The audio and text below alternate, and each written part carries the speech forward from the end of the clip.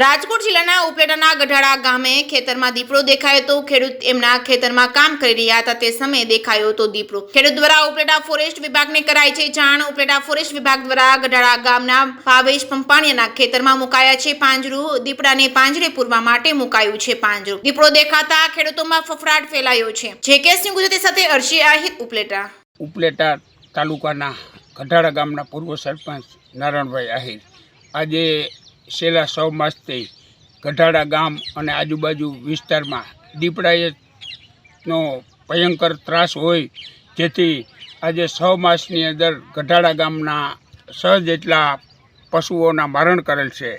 ત્યારે ખેડૂતોમાં પણ ભયની લાગણી ફેલાણી છે। ગઈકાલે ભાવેશભાઈ ભીખાભાઈ પપાણિયા જેઓની વાસરડીનું ગઈકાલે મારણ કરેલ હોય, જેથી ફોરેસ્ટ ખાતાના અધિકારીઓએ ત્યાં પાંજરા મૂકવાની વ્યવસ્થા પણ કરેલ છે। આજે અનેક વખત પાંજરે મૂકાણા, પરંતુ દીપડો પાંજરાની અંદર આવતો નથી, જેથી ખેડૂતોમાં ખૂબ જ ભયની લાગણી ફેલાણી છે અને આ દીપડો વહેલી તકે પકડાઈ જાય એવી ગામ લોકોની માગણી છે।